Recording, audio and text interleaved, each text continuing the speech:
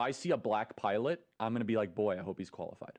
The Civil Rights Act was a mistake. More cops should be around your neighborhood. Why do blacks have a broken family? White person were to come up and say, you know, black America really needs to get its act together and stop sleeping around all the time, and it needs to actually why would you because it's true. When blacks in America did not have the same rights they had today, they were less murderous, there was less break-ins. Black America is worse than it has been in the last 80 years. What percentage of young blacks have both a mom and a dad raising them? Of course we pandered to blacks. They're in every TV commercial. And they're saying, I'm only here because of affirmative action. Yeah, we know. You do not have the brain processing power to otherwise be taken really seriously. If I'm dealing with somebody in customer service who's a moronic black woman, I wonder, is she there because of her excellence, or is she there because of affirmative action? Things got worse since the Civil Rights Act. More violent, less fathers around, poorer. Why are we making racist jokes? Well, look, it's a comedian that was put up on stage. Yeah, what do you expect? But I mean, man, can you take a joke? You should be kissing the ground with gratitude, because you're right. You are not in Africa, and you should be thankful you're not in Africa. Certain skin color now gets their own summertime celebration. It's now become a racial complaining day. BLM, and remember what BLM stands for: burn, loot, and murder. America is poorer today than before we tried to start to help them. Black women married the government and divorced the men that they were once with. Happy Juneteenth. It should not be a federal holiday. Half of all prisoners are black. Exactly. So blacks commit more crime. They commit more murders. They commit more arsons. They commit more kidnappings. It's not a profiling when it comes to that. Blacks are far more likely to commit crimes than any other group. See a black pilot, you wonder, boy, is that person there because they earned it or because they were placed there? When blacks in America did not have the same rights they had today, they were less murderous. Death toll likely would not have been as high if it wasn't for DEI. Black culture has collapsed the last 60 years. Systemic racism stuff is a bunch of rubbish. Instead, it's systemic bad choices. Do you feel that systemic racism isn't real? Of course not. How do you feel about the black community receiving reparations? I'm against that. Yeah. With the George Floyd protests, Riots.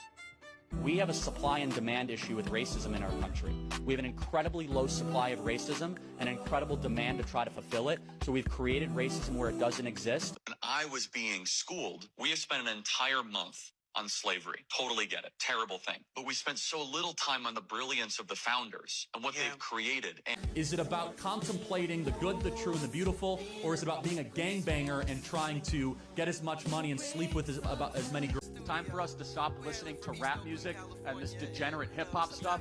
Can you clarify your definition of critical race theory? Call everything racist till you control it.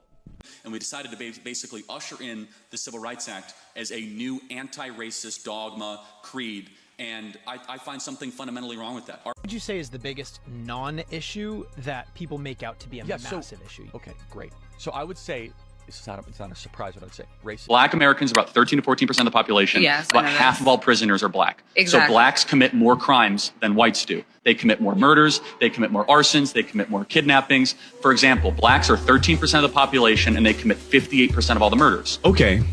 Let's talk about it. These are obviously racist claims, but I will respond to them as if Charlie Kirk were a reasonable person. Black Americans are about 13 to 14% of the population. Yes, about half of all prisoners are black. Wrong. Just 38% of America's prison population is black. That's according to the U.S. government. But it makes you wonder why Charlie feels the need to add an additional 12% to the black prison population. Could it be because his bigoted talking points only work if he exaggerates them? If Charlie were actually looking for the race that makes up half the prison population in the U.S., he'd look no further than white people at 57%. Exactly. So blacks commit more crimes than whites do. Wrong. The word "so" is doing a lot of heavy lifting in that sentence. Exactly. So blacks commit more crimes. He's saying "so" as in therefore, as in one could conclude, but Charlie knows he's lying. Even if he hadn't just lied about the black prison population, Charlie is smart enough to know that correlation does not equal causation, but he's hoping that you don't know that. So he deploys the word "so" to make you think he's coming to an obvious conclusion. Exactly. So blacks. Instead, he's making an illogical, racist leap. Charlie knows that we don't have usable data about who commits crimes. It's impossible to have that data since so many crimes go both unreported and or unsolved. Charlie knows that we only have data about arrests and convictions. I'll come back to that data in a moment. What's painfully obvious is that Charlie Kirk isn't interested in understanding the statistics he so carelessly misquotes. He's interested in making bad faith arguments. Something that becomes even more obvious in his next point. Blacks are 13% of the population and they commit 58% of all the murders. Wrong again, and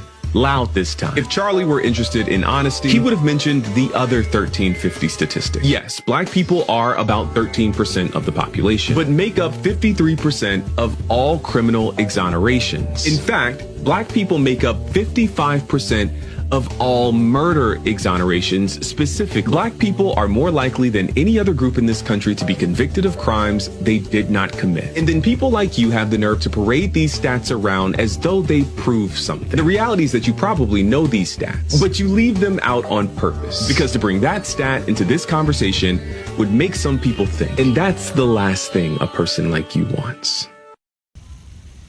Charlie Kirk's last words was gang violence. That was his last words before he was ultimately hit and hit the ground and was unalive.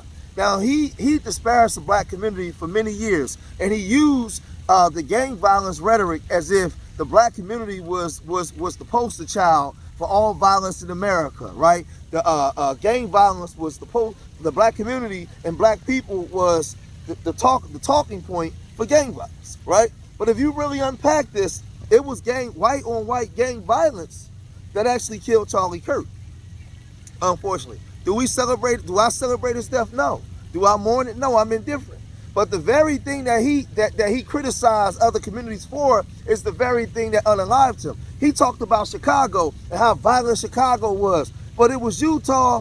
The state of Utah got snipers, right? There was a white boy that was a sniper that sniped Charlie Kirk.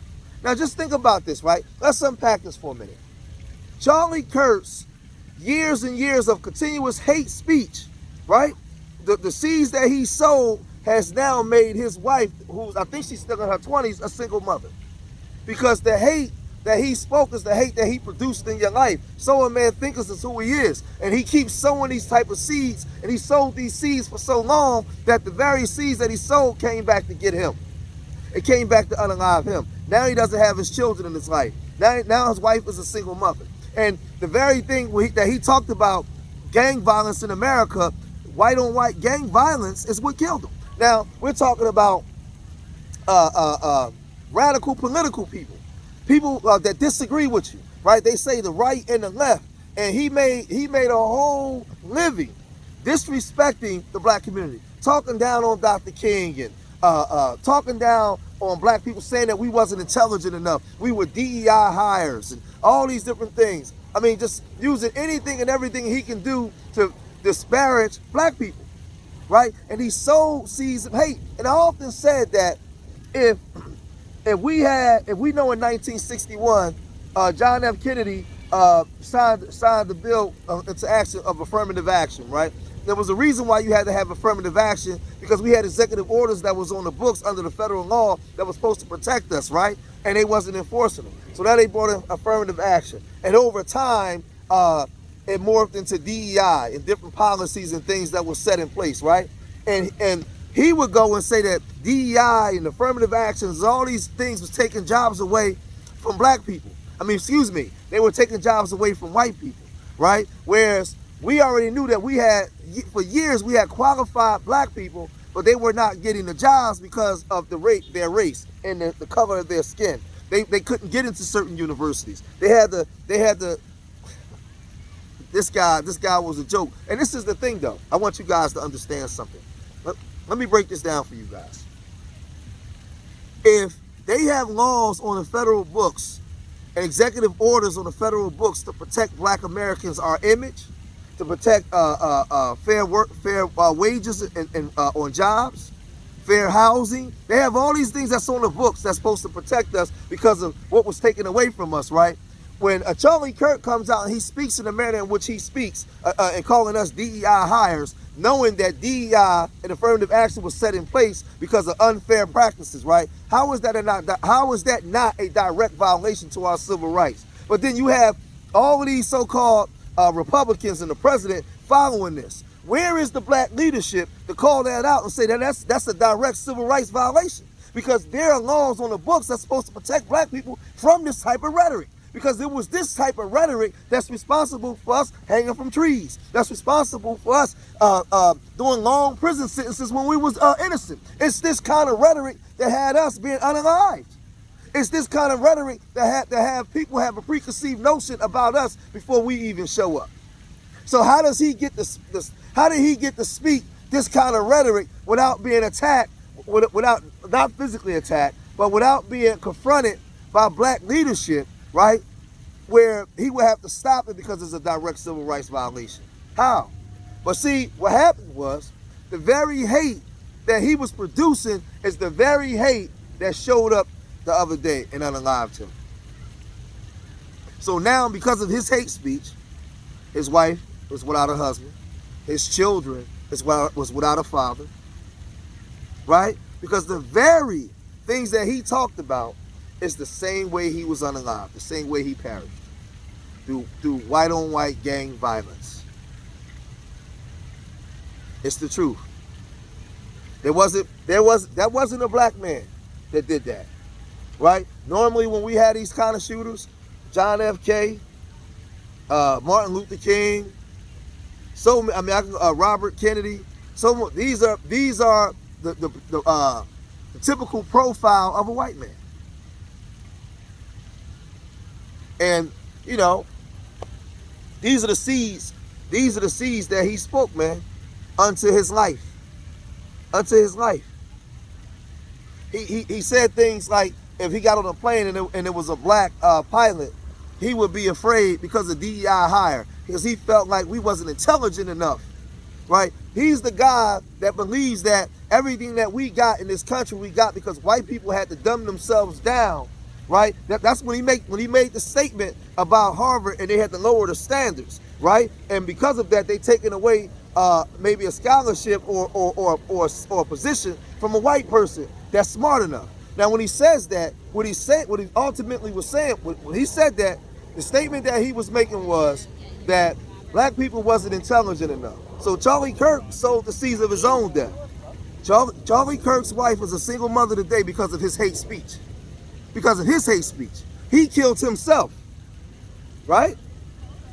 And these are the things that we got. These are the things that that people should be discussing. But act like they too afraid to talk. See, they believe that everything that we got in this country is because they had to dumb themselves down to allow us to be equal to them. They believe that we gave you civil rights. If we wanted to still be hanging you from poles and still be doing all these kind of things to you, then we could. But in order for us to allow you to live in a society, we got to dumb ourselves down. He spoke against empathy. He said empathy. He spoke against empathy. So why should we have empathy? He wasn't for empathy. That wasn't what he was for. He said that he'd rather have a couple sacrifices of gun violence a year in order to uphold the Second Amendment. He said this. These were his words, not my words. This is not hate speech. This is stuff that he said. He said this out of his own mouth.